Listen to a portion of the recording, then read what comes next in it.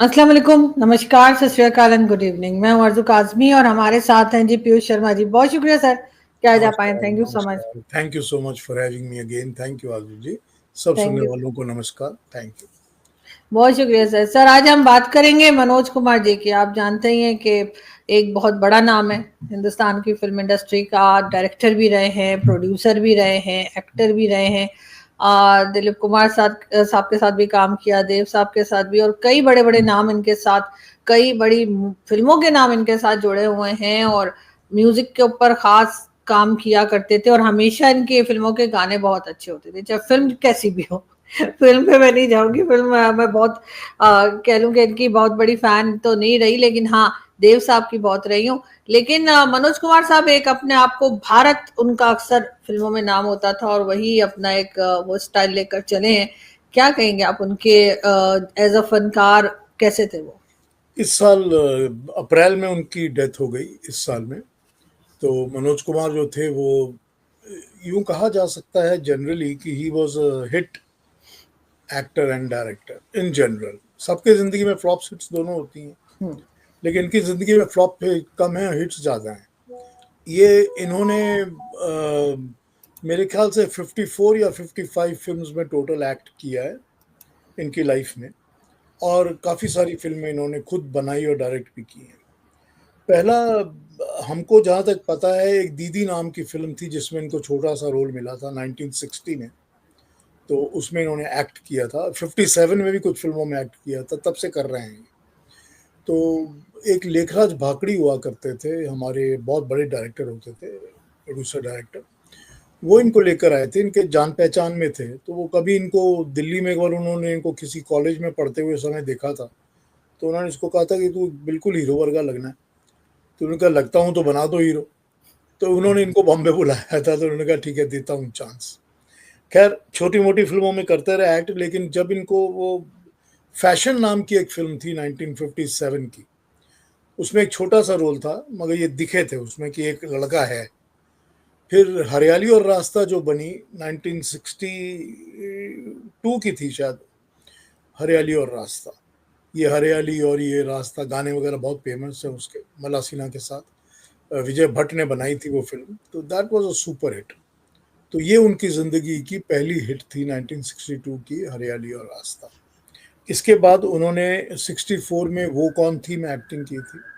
वो कौन थी was a very big hit. गाने तो बहुत ही पॉपुलर हैं आज भी। शायद वो लग जा गले वाला सॉन्ग उसी में था। आज भी बस चल। वही है कि बहुत हम्म। पॉपुलर गाना है, साधना के साथ। राज खोसला की फिल्म थी वो, और बहुत हिट फिल्म थी वो। फिर इन्होंने क्या किया कि एक डिसीजन लिया गया कि हमने शहीद बनानी है भगत सिंह के ऊपर। तो उसके चक्कर में इन्होंने थोड़ी सी उस फिल्म की स्क्रिप्टिंग राइटिंग भी की खुद। और कहते हैं कि काफ़ी सारे सीन्स उन्होंने खुद डायरेक्ट भी किए थे। और उस चक्कर में ये जो उसके म्यूजिक डायरेक्टर थे प्रेम धवन साहब, वो तो कहते थे कि वो भगत सिंह की माँ के पास बैठकर ही उन्होंने काफ़ी सारे गाने लिखे थे और काफ़ी सारी बातें सुनी भी थी, बातें भी की, इन्होंने भी की थी। तो शहीद जो थी वो बहुत अच्छी फिल्म बनी और अच्छी चली और बहुत अप्रिशिएट ही हुई। तो शहीद फिल्म देखी थी हमारे प्राइम मिनिस्टर उस समय के लाल बहादुर शास्त्री ने, और उन्होंने काफ़ी अप्रिशिएट किया था फिल्म को। तो ये उनको मिलने गए थे, क्योंकि उन्होंने कोई अवार्ड शवार्ड किया होगा या स्क्रीनिंग के समय मिले होंगे। तो शास्त्री जी ने इनको कहा था कि जो हमारा स्लोगन चल रहा है आजकल, जय जवान जय किसान वाला, तो उस पर कुछ करो काम। तो ये कहते हैं जब मैं ट्रेन से वापस आ रहा था दिल्ली से, तो मैंने ट्रेन में बैठ के ही जय उस फिल्म का स्क्रिप्ट लिखना शुरू कर दिया था, जय जवान जय किसान के ऊपर बेस करके। तो उस पर इन्होंने बनाई थी उपकार। और उपकार ऑफ कोर्स, शास्त्री जी की तो डेथ हो चुकी थी जब तक उपकार आई थी 67 में। पर वो इनकी पहली ऑफिशियल प्रोडक्शन डायरेक्शन थी, उपकार, और बहुत सुपर हिट थी।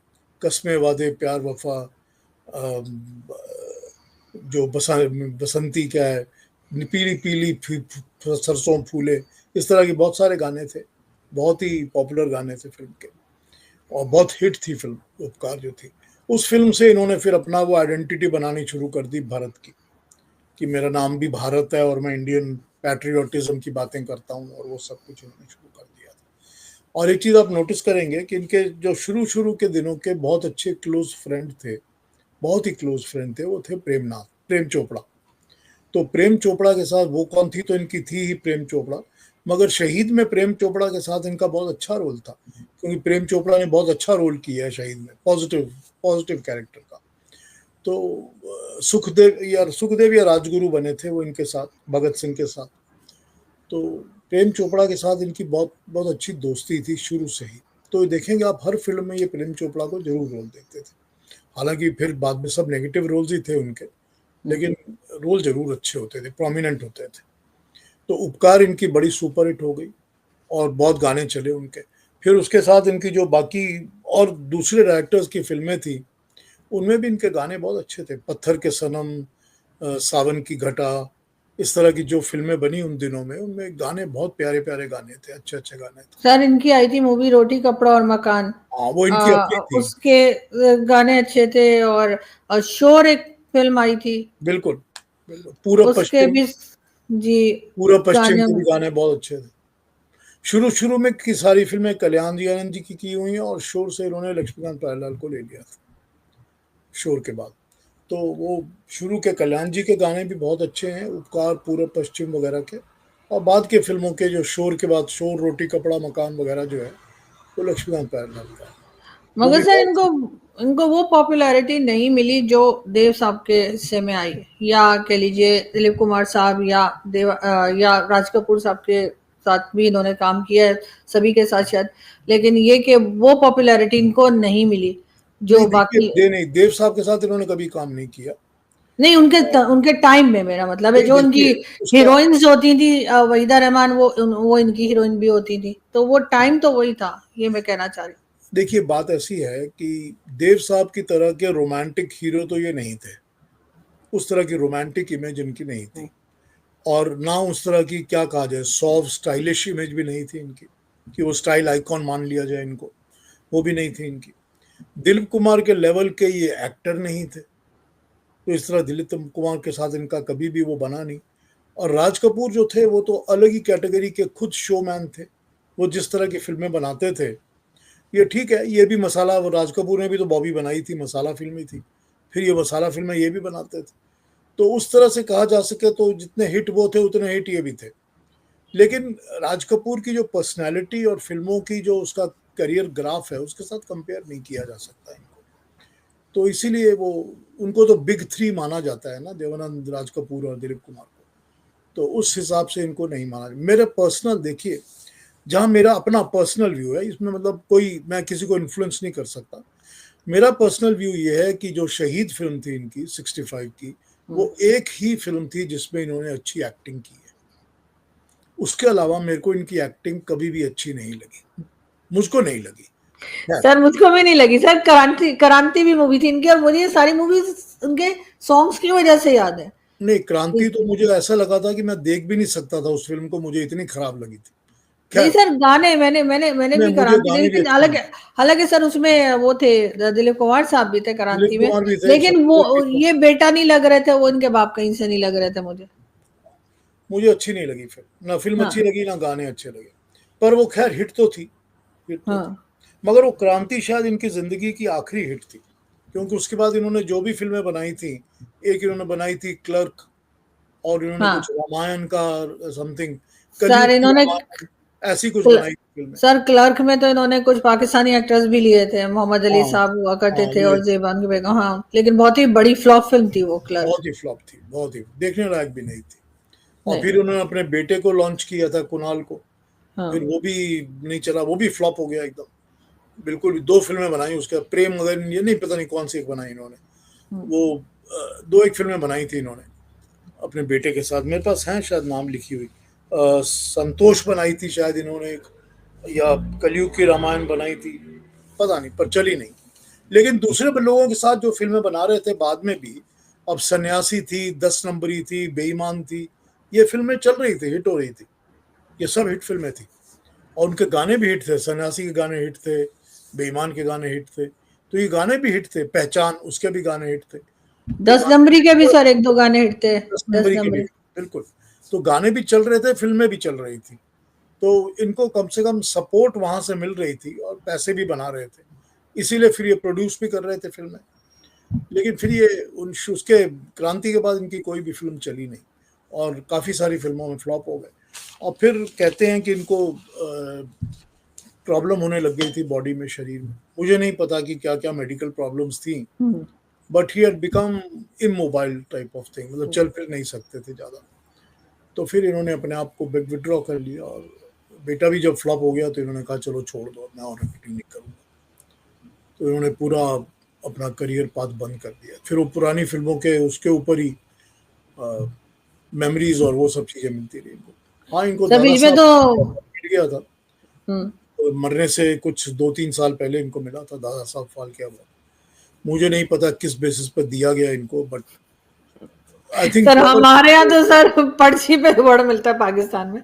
हमारे यहाँ तो आजकल अवार्ड जिसको ना मिले हम कहते हैं वही बेहतर है, क्योंकि जिसे अवार्ड मिल जाता है चाहे वो जर्नलिस्ट हो या वो किसी टीवी से या फिल्म से रिलेटेड हो, तो हमें लगता है कि कहीं ना कहीं से कहलवा कर मिला है। नहीं, कंट्रीब्यूशन टू सिनेमा तो इनका काफी है ना, कम से कम डायरेक्शन प्रोडक्शन बहुत सारी फिल्मों की है और एक्टिंग भी कई में है और बॉक्स ऑफिस हिट्स भी बहुत हैं, म्यूजिक भी अच्छा है, तो उस तरह से कंट्रीब्यूशन तो है ही है ना इनका। चाहे मुझे अच्छे लगे ना अच्छे लगे दूसरी बात है, लेकिन कंट्रीब्यूशन तो है। जाहिर है हर एक की। नहीं, बहुत लोगों को पसंद भी होंगे सर, जितनी फिल्में हिट हुई हैं तो कुछ ना कुछ लोगों को शायद पसंद भी होंगे। हाँ बिल्कुल बिल्कुल ठीक बात है, उस बेसिस पे तो अवार्ड जस्टिफाई होता है ना। लेकिन सर बीच में फराह खान और शाहरुख खान से भी नाराज हो गए थे ओम शांति ओम के टाइम पे, उन्होंने इनकी नकल उतार दी थी। हालांकि सर जो लोग फेमस होते हैं, जो पॉपुलर होते हैं, जिन्हें लोग जानते हैं, उन्हीं की पैरोडीज की जाती है ना, ऐसे लोगों की तो नहीं की जाती जिसे कोई जानता ही नहीं। तो उस पे भी, लेकिन ये फिर भी काफी भड़क गए थे, केस वेस भी कर दिया था इन्होंने शाहरुख आप पे। देखिए आप राज कपूर की, देवानंद की इतनी पैरोडीज की गई हैं कि जिसकी कोई मतलब गिनती ही नहीं है, कांस्टेंट पैरोडीज होती हैं फिल्मों में। तो उन्होंने तो कभी कुछ कहा नहीं था, जिंदे जीते भी नहीं कहा, उसके बाद भी किसी ने कुछ नहीं कहा। सर धर्मेंद्र जी की बहुत की जाती है, हेमा मालिनी जी की, वो जैसे वो बोलती हैं, और उन्हीं की होती है जिनको लोग जानते हैं, अनजाने की तो जाहिर है नहीं होगी। ऑब्वियसली उनकी ही होती है। और ये पैरोडी लायक काम अगर करते भी थे तो उसमें प्रॉब्लम क्या है, आप देखिए ना, एक गाने में हाथ उठाना शुरू किया तो हर गाने में यूं यूं ही करते जाते थे। सर यूं रहते थे ना। हाँ, उसकी जरूरत क्या थी हर गाने में अपने हाथ को अपने मुंह के सामने रखने की? एक गाने में रख लिया, चलो हो गया, बहुत अच्छा स्टाइल है सर आपका, फिर हर गाने में मुंह के ऊपर हाथ रखना शुरू कर दिया। ये बड़ा अच्छा सर, डायरेक्टर मना भी नहीं करते थे कि भाई आपने एक फिल्म में कर लिया है, 2 में कर लिया है, कुछ में ये खुद डायरेक्टर थे ना। हाँ, खुद ही तो डायरेक्टर थे ना। वही शाहरुख ने जो बनाया था वो यूं ही इनका मुंह पे हाथ रखा था तो बहुत नाराज हो गए थे। लेकिन सर जितने भी बड़े एक्टर या समझिए जो फेमस एक्टर उनके जमाने के रहे, बल्कि मैं तो आजकल भी कहूंगी एक आध को छोड़ के, उनके जो बच्चे हैं या बेटे या बेटियां वो नहीं चले। चाहे खैर दिलीप कुमार साहब के तो बच्चे नहीं थे, लेकिन देव साहब का बेटा भी नहीं चला, फिर शम्मी कपूर साहब के यहाँ से भी कोई नहीं है, राज कपूर साहब के सिर्फ एक ऋषि कपूर जी तो जो थोड़ा बहुत मतलब वही चल गया और तो कोई नहीं हुआ। और इसी तरीके से इनके भी मनोज कुमार साहब के बेटे भी चले नहीं, कोशिश तो उन्होंने बहुत की। और अभी भी हम देखते हैं, चाहे वो विनोद खन्ना हो, चाहे अमिताभ बच्चन हो, चाहे अनिल कपूर हो, जो भी एक्टर खुद अच्छे रहे या जिन्हें खुद पॉपुलैरिटी मिली, उनके बच्चों को नहीं मिली। उसकी क्या वजह होती है? देखिए विनोद खन्ना का एक बेटा तो अच्छा कर रहा है, अक्षय हाँ, अक्षय अक्षय खन्ना, वो अक्षय अच्छा खन्ना। एक्टर है, he is a very good actor. हाँ exactly. He is a good मगर उनको वो ऐसा रोमांटिक हीरो नहीं है। नहीं, वो बहुत अच्छे एक्टर है, मैं तो कहूंगी बहुत आजकल की जनरेशन के वो बहुत जबरदस्त, लेकिन उनको फिर भी उतनी मूवीज नहीं मिली, वो पॉपुलैरिटी नहीं मिली जो उन्हें मिली। उस किस्म की पॉपुलैरिटी नहीं मिली है। उस किस्म की पॉपुलैरिटी कहा जाए तो किसी हद तक ऋषि कपूर को मिली थी, और शुरू में रणधीर कपूर भी चले थे, फिर फ्लॉप हो गए, मगर ऋषि कपूर काफी चले हैं। और उनका जो बेटा है मेरे को नहीं लगता, पता नहीं, अच्छा एक्टर तो है, एक्टर तो अच्छा है उनका बेटा। नहीं, ऋषि कपूर का बेटा तो खैर अच्छे जा रहे हैं, लेकिन रणधीर कपूर तो मुझे नहीं समझ आती कि वो किस बेस पे हीरो बनते थे, मुझे तो नहीं, कभी उनकी भी हुआ। 5-7 फिल्में तो बड़ी हिट हैं, शुरू की बहुत हिट हैं वो फिल्में, जो उनकी आज कल आज और कल, जवानी दीवानी और रामपुर का लक्ष्मण, ये सब फिल्में हिट थी बहुत। हाँ लेकिन पता नहीं, आई डोंट नो, मुझे उनकी गाने भी मूवीज बहुत हिट, कभी गाने अच्छी भी नहीं बड़े हिट। लगती वो साइडवेड पे। उन्होंने 2 हिट बेटियां दे दी हैं। हाँ वो तो है। बेटियां हिट हो गई। तो उस फैमिली में फिर भी कुछ हिट हैं। जैसे तनुजा ज्यादा नहीं चली, लेकिन उसकी काजोल बेटी, चल हाँ, गई। काफी हाँ, अच्छी चली। ठीक बात है। मतलब एक ही चलता है, या तो माँ बाप में से, पेरेंट्स में से या तो कोई चल जाए या फिर बच्चे चल जाए, यही होता है। लेकिन तो धर्मेंद्र जी क्या ये डिफरेंस है, उनके हाँ, दोनों बेटे चल गए, हाँ, दोनों सनी बेटे, सनी देओल भी और फिर बॉबी भी। बॉबी ठीक भी। बात है। उनका भतीजा भी चल गया ना। अच्छा, वो जो एक और है जो क्या देओल है उसका नाम। हाँ सर, वो कुछ खास नहीं है, ऐसे एक आध मूवीज में ही नहीं, देखा है पर मैंने। एक्टिंग तो अच्छी करता है। हाँ, नहीं वो एक्टिंग तो अच्छी। सही है, लेकिन सर बहुत ज्यादा चले तो नहीं ना, बहुत ज्यादा मूवीज तो नहीं मिली हाँ, उनको। धर्मेंद्र की तरह नहीं है। हाँ, धर्मेंद्र उस की तरह से खैर धर्मेंद्र जी जैसे तो मेरे ख्याल है बेटों में से भी कोई नहीं है उनकी। अगर हम नहीं, पुरानी मूवीज देखें उनके जैसे नहीं। धर्मेंद्र जी की, तो उनकी वाली लुक्स तो किसी की भी नहीं है। हाँ, झलक जरूर आती है हाँ, सनी देओल और बॉबी देओल में, लेकिन ये कि वो जाहिर है धर्मेंद्र जी तो बहुत ही खूबसूरत है अपने बहुत टाइम खूबसूरत, पे। बहुत खूबसूरत। एग्जैक्टली।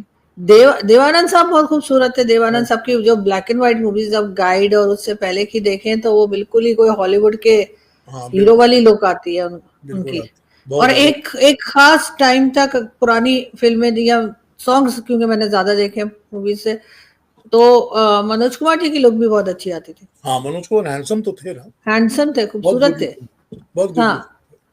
लेकिन गानों तक ही, मतलब फिल्म में मुझे नहीं। फिरोज खान बहुत अच्छे लगा करते थे। बहुत अच्छे लगा करते थे। बहुत से हमारे तो अभी भी हमारी फैमिली के कई जो लोग हैं सीनियर, वो तो कहते हैं भाई फरदीन खान में तो झलक ही नहीं है फिरोज हाँ, खान जैसी। बिल्कुल, बिल्कुल तो नहीं है, बिल्कुल भी नहीं है। चला भी नहीं बिल्कुल वो, हाँ, कुछ तो नहीं है। क्योंकि उनकी क्या हाइट थी और क्या बात करने का, जो पहले के जो कंट्रोल होता था हर तरह की जो फिल्मों में इस्तेमाल होती है, चाहे वो हिंदी हो चाहे उर्दू हो, तो वो अभी देखिए चाहे राजेश खन्ना जी या अमिताभ या आगे तक। लेकिन अब हमारे अब जो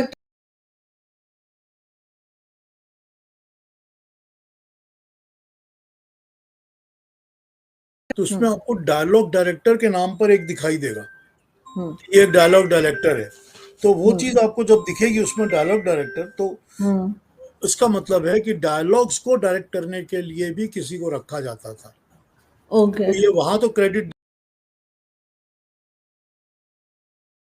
डायरेक्ट करने के लिए कोई होता था, तो कि तुम ठीक डायलॉग नहीं बोल रहे हो, या अल्फाज ठीक नहीं बोल रहे, या वर्ड्स जो कैसे कहना चाहिए उस तरह नहीं कह रहे हो, तो करेक्शन करते थे।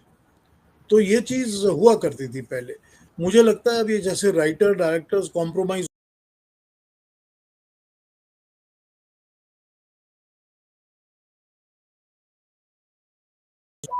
तो फिर वो डायलॉग्स जो हैं वो, अब लैंग्वेज भी बिगड़ गई, डायलॉग भी बिगड़ गए। अब लैंग्वेज की तरफ भी कोई ध्यान नहीं देता। अब आज की फिल्मों में तो अगर आप आजकल के ऑडियो डायलॉग की हिंदी या उर्दू समझ ही नहीं आती है कि वो क्या बोल रहे हैं, क्योंकि अब ये वो लैंग्वेज की समझ ही खत्म होती जा रही है। उस अगर ये बात उधर 50 60s में कोई कहता, तो वो कहते ये कोई सकते लेकिन गाना नहीं हो सकता, लेकिन वो मतलब बन रहा लॉन्जिविटी है, वैसा नहीं होता ना। वरना सर बड़ी तमीज के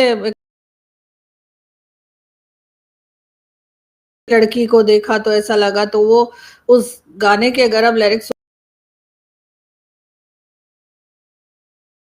हाँ, है ना उस, फीमेल के लिए जिसके लिए वो गाना गाया जा रहा है,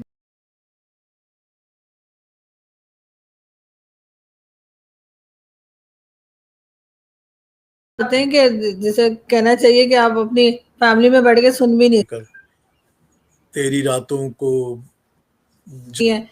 वो डेफिनेटली उस जमाने में कोई, जैसे मैं कह रही हूँ ना, कोई सोच भी नहीं सकता था कि हिंदुस्तानी फिल्मों का जो